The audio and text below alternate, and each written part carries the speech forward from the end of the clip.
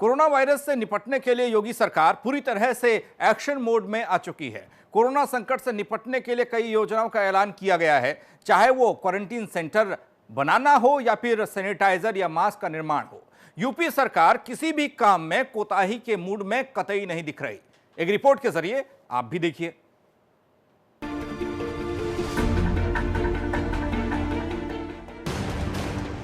Mission mode में योगी।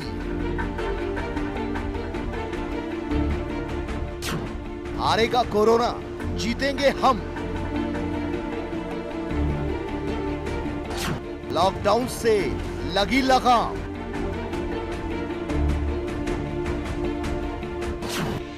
Social distancing सबसे महत्वपूर्ण। सीएम हेल्पलाइन पर लें मदद। सतर्कता ही बचाव है।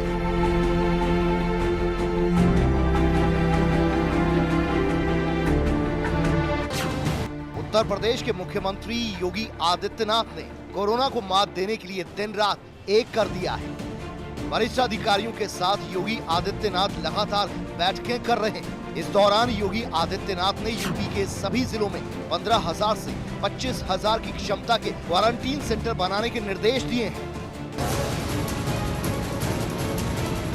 कोरोना से लड़ने के लिए मास्क सबसे अच्छा विकल्प माना जा रहा है, जिसे लेकर योगी आदित्यनाथ ने महिला और स्वयं सहायता समूहों की मदद से मास्क निर्माण कराने के निर्देश भी दिए। कोरोना को देखते हुए 25 मार्च से पूरे देश में लॉकडाउन है। ऐसे में बेजुबानों की सुध लेने वाला कोई नहीं है, लेकिन मुख्यमंत्री योगी ने बेजुबानों का भी पूरा ख्याल रखा और बेसहारा गौवंश के लिए गौवंश आश्रय स्थलों पर भूसा बैंक स्थापित करने के निर्देश दिए। राजस्थान के कोटा में फंसे छात्रों को वापस अपने राज्य बुलाने के बाद प्रदेश की योगी आदित्यनाथ सरकार अब दूसरे राज्यों में फंसे मजदूरों को भी वापस बुला रही है। इससे पहले योगी सरकार ने हरियाणा में फंसे श्रमिकों को भी वापस बुला लिया है। इसके साथ ही योगी सरकार प्रयागराज में रहकर प्रतियोगी परीक्षाओं की तैयारी करने वाले लगभग 10,000 छात्र छात्राओं को उनके घर पहुंचा चुकी है। प्रयागराज से प्रतियोगी परीक्षाओं की तैयारी करने वाले छात्रों को उनके गांव घर पहुंचाने के लिए 300 से ज्यादा बसें लगाई गई।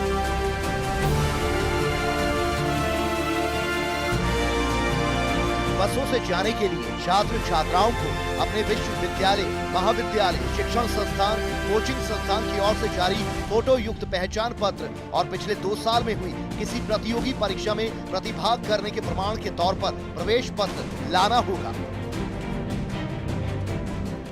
प्रयागराज में हमारे बहुत बड़ी संख्या में छात्र थे, लगभग 10,000 से अधिक छात्र थे जो उत्तर प्रदेश के अलग अलग जनपदों से जुड़े हुए थे।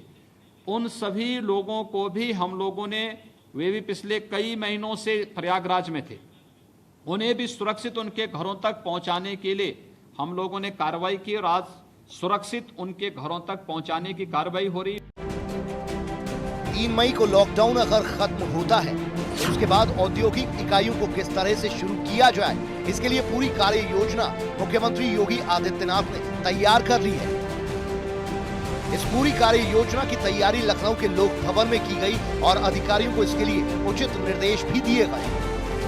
उत्तर प्रदेश के बनारस, हापुड़, रामपुर, मुजफ्फरनगर और अलीगढ़ में वरिष्ठ प्रशासनिक, पुलिस और स्वास्थ्य अधिकारी भेजे गए। प्रवासी श्रमिकों को रोजगार देने की कार्य योजना भी बनाई गई है। इस दौरान किसी बेसहारा शख्स की मौत होने पर सरकार की ओर से जारी राशि से उसका अंतिम संस्कार कराने का भी आदेश दिया गया है।